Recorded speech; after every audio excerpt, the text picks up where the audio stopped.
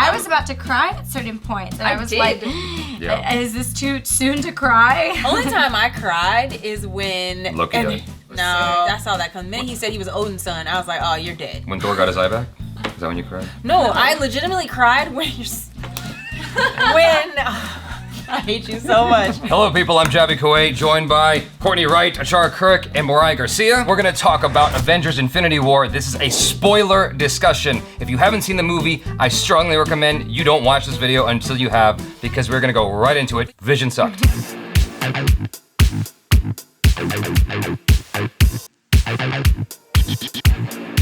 Yeah, what was up with Vision? I'm like, why? He was just being a really emo guy. Like, he's just discovering feelings. I You know what I love mean? Vision. I like Just his character, don't get me Just wrong. like I him. think his character is awesome. I've always thought his character was awesome. I was just wondering why he wasn't a stronger person in this Because movie. he's in love. He's discovered. That's, No. That's what's weakening him, the whole movie? No, he has someone to lose. Number one, he has his humanity because he's evolving. Uh-huh. Now he's fallen in love with someone and he doesn't want to lose that. How's that stop him from fighting? Yeah, how does that stop But him from having any I'm- superpowers? He got stabbed right out of the blocks. He didn't even see that coming. Come on now. But that's another problem. Your sensors, I mean, you're freaking Jarvis. How do Yeah. you not know that there's like stuff Right. happening Yeah. in the Yeah. wind coming Yeah. for Okay, you? I don't want to like start this off on a bad foot. I want to start off with saying that I thoroughly enjoyed Avengers Infinity War. We all did. Naturally, with a spoiler discussion, some negative feelings are going to come out that we didn't get to talk about in the spoiler-free discussion. Please know in advance that we really like this movie. Anything negative expressed in this is not saying that we dislike the film. We're just talking We're just about... passionate. You're just passionate lovers of the movies. I'm going to reiterate something. Like, going into this, I had a concern that this film was going to be like kind of all over the place because you're dealing with such a huge cast of people that it's just naturally it's going to go all over the place. But I think that they managed to find a way to, for the most part, balance it out between all the different people. It's a huge undertaking. I enjoyed it and there was a lot of When you humor. say all over the place, are you talking about like... It's just not a movie that you're used to watching. Like, let's take Wonder Woman, for instance, right? You have one character, you're following her adventure straight through. And it's like you can see the beginning, middle, and end. And like we were talking about right after the film, this drops you right in the middle of the second act. Because the first act kind of happened at the end of Thor Ragnarok. It does. Out of the blocks, it just literally starts off where Thor Ragnarok left off. Yeah. I think that's why as well, like, even though I really love Loki, because he went so quickly in the beginning, I was just like, whoa, Yeah. what just, wow. Yeah. Can you give me a second to like feel for him? Although- It was like nope. Johnny Cage dying at the beginning of Mortal Kombat Annihilation. Yeah.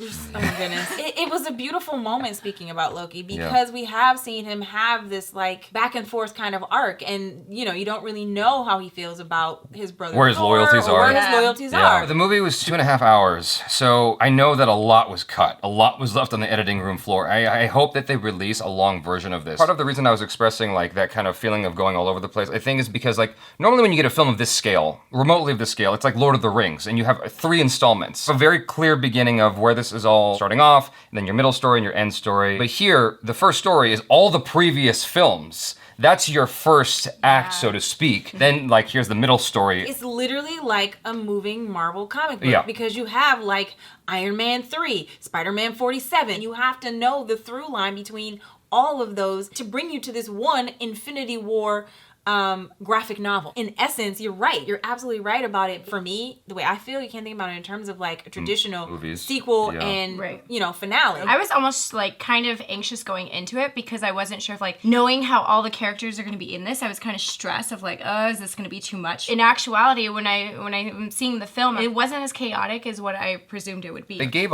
each character these little moments throughout, including like Rocket. Like he had these little kind of I intimate loved moments. Rocket. He and Thor had a really great relationship. Groot is, even though he is the quietest character in the film, he managed to have an arc himself. Yeah. He did. Like he was kind of that, you know, angry teenage angsty kid. Yeah. And at the end he realized, oh shit, I gotta like self-sacrifice here in order for this to move forward so that we don't die. And so he's, you know, he cut off his own arm so that Thor he's could have like, an axe. I see Yeah. my role. It's that moment of that every kind of teen goes through when you're like, oh wow, I can do something. I can join in. I can help. I think what was really beautiful was to see the relations between everyone. Those relationships is what helped tied everything together. When you have all these characters and they're such individual selves, the relationships that they had with each other, whether like they had very contrasting characteristics or similar, that was what was beautiful, was to see that unity and that connection that they all developed. Speaking of connection, I think like the story itself itself, the writers did a really good job of just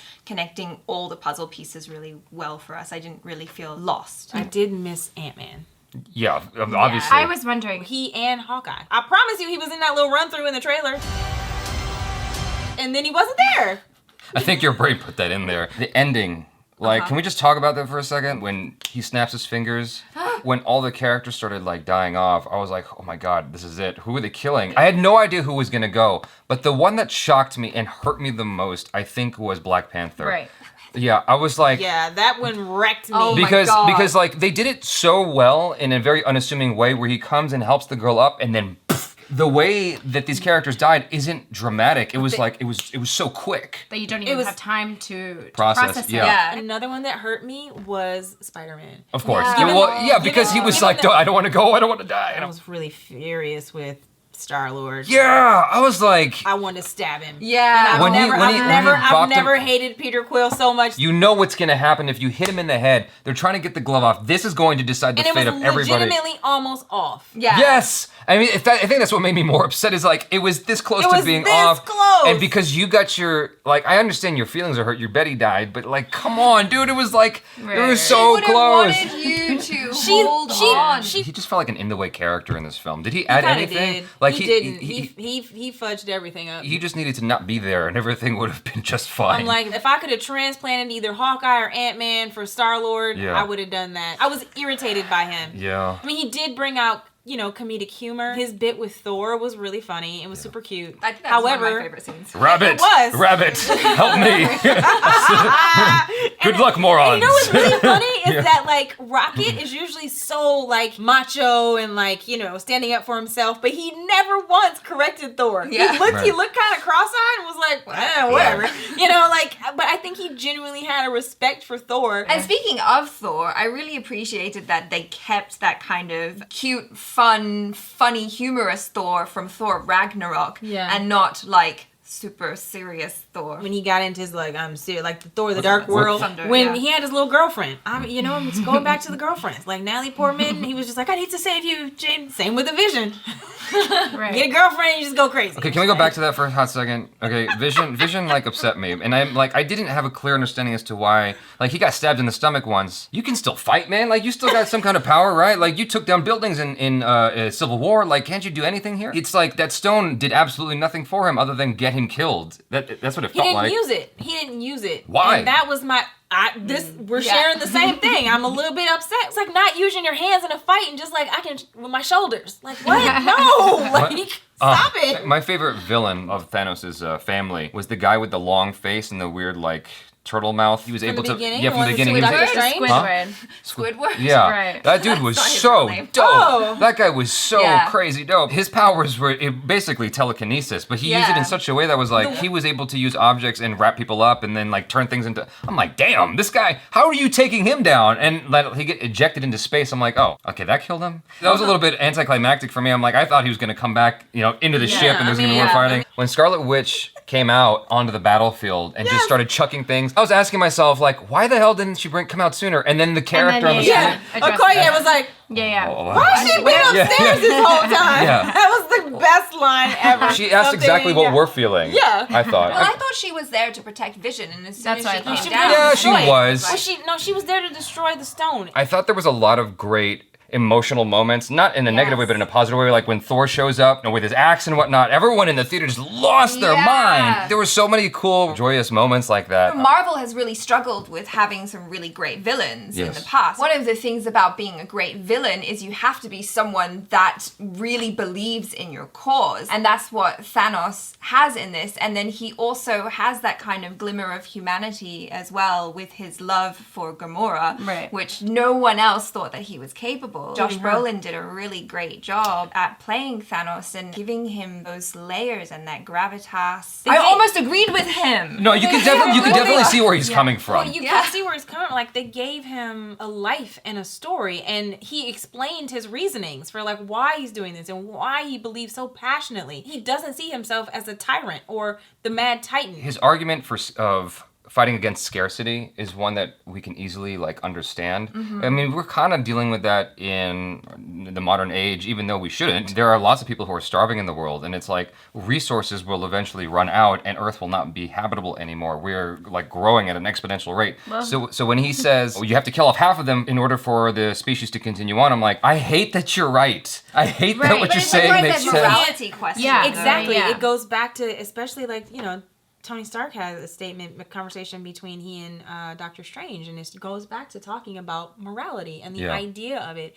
And it's like, who determines, who makes you the god, the ruler who should decide who should die and who should live? I so thought Tony Stark was going to die. I really did. I really did. I thought it was Tony Stark. I thought Tony Stark and Captain America was going to go, and neither one of them. Like, they both made it. You see the look in Tony's face when he's like got the thing in his stomach. I'm like, oh my god, really? Is this really going to happen? Everybody's talking about Chris Evans, like he's done. Like that's the. I thought he was going for sure. I thought he was too. And then they took the only two options that, because in the comics you have Sam Wilson, who's also been Captain America, and Bucky Barnes, who's also been Captain America. And you took them both out. Yeah. So now what are we left with? I think they did that on purpose to surprise us. Because everybody was expecting. I'm pretty sure that, because they were talking about how even the actors didn't have a full script when they were shooting. They had like these kind of dummy pages just to fill in the blanks. But I'm pretty sure that there were alternate endings that were shot. Like, I'm pretty sure there's an ending out there with Tony Stark dying, with Captain America dying. The filmmakers knew who they were going to go with, but they shot the different versions to avoid. Like, even that moment when Black Panther picks her up, and he's the one that goes. I'm pretty sure there's a version where she goes. What was up with Hulk? Like, just having a temper tantrum. Let's talk about that for a second. That was the big visual effect thing that bothered me. Yeah. Because you got this moment at the end with the survivors of the Avengers, right? And it's like really sad and upsetting. And you got Hulk in the background, Mark Ruffalo in his jumbo Iron Man costume. In Hulkbuster. I'm like, what's this? He looks so weird. Yeah. It was his expression also that made it worse. Of him, like, he wasn't sure what shot he was in. That was what it felt like. He's like, oh, It was like they probably pulled that particular version of him from another shot. So he probably called it. Yeah. I thought they pulled it from Aldo Jones's weird trailer. That's what it felt like. It literally felt like that. Can we talk just about him and not wanting to transition? Yeah, I don't know what was going on with that. The Hulk got scared. The Hulk got scared. Yeah. Yeah, he got his ass handed to him by Thanos, and he's like, nah, I'm good. Nah. You're on your own. It could just be with all the CG that they had going on. Yeah. Maybe it was like, okay, let's just leave out the Hulk. Yeah. Save a little bit of money. At least we showed him at the beginning. Yeah. We should get points for that. Yeah. If I sit here long enough, I'm invisible. Yeah, Drax was amazing. He was so funny. They brought him back in a strong way because in Guardians of the Galaxy Volume 2, it was too much. Yes. And here it was just enough. I don't know if that was a byproduct of him just like so many characters being in the movie, or they just did a better job with him in general. It might be a little bit of both. One thing that I did really like about this, I didn't see coming, was the role Peter Dinklage had. Oh, gosh. Yeah, okay. That was really cool. Okay. I'm just such a big fan of him, and I like that it was someone that was outside of the Marvel world that you just wouldn't expect to come. Like, when entering the film, you're like, I wonder if the so-and-so is going to make an appearance. I think the character was needed in order to move the story forward. I just don't know how I felt about Peter Dinklage's performance. It felt a little bit hammed on. It was like a little bit... Do you think it was his performance specifically, or do you think it was what he was given to work with? For me, it was his performance. It was Tyrion Lannister in... Yeah. It just felt like that. It felt a little bit just kind of goofy, and I was like, I don't know. Maybe if I watch it a second time, I won't give it a damn about that. Did that eye ever do anything? Like he popped an eye into his head. Did it ever? It was a different color. It was a different color. Yeah. But he could actually see. Yeah. Okay, because he said it wasn't working. Funny. No, he said it was dark. It just had to like calibrate. But I think that's funny. That's the eye. Isn't that the eye that he stole in the first Guardians of the Galaxy that he's legitimately been holding on to for like 2 movies? Yeah, I think it is. Rocket? Yeah. Okay. He stole that in the first film. He was like, "Why'd you steal that guy's eye?" He's like, "I don't know. I just did." Yeah. Same way he stole somebody's leg. Yeah, he stole somebody's leg in kleptomaniac. Yeah. He just steals stuff. He just wherever steals he stuff. goes. Yeah. That little rabbit. I love that he came back. I loved that moment where Bucky picks him up and is shooting with it. That was amazing. amazing. That was, and cute. then Bucky's like, how much for the gun? He's like, it's not for sale. How much for the arm? Yeah. And Bucky just walks away. That was amazing. You guys, thanks so much for hanging out with us. Please make sure to follow Moriah, Courtney, and Achara on the social media. Me too, if you like. Subscribe to the channel if you haven't already. Let us know your thoughts in the comments below. Obviously, you've watched the film if you're watching this video. We'd love to hear what you guys thought of it. And that's it. Yes, okay. Awkward ending, as always. I'm Jaby Koay. This is Right, Garcia. And Courtney, right? ACHARA KIRK. peace out.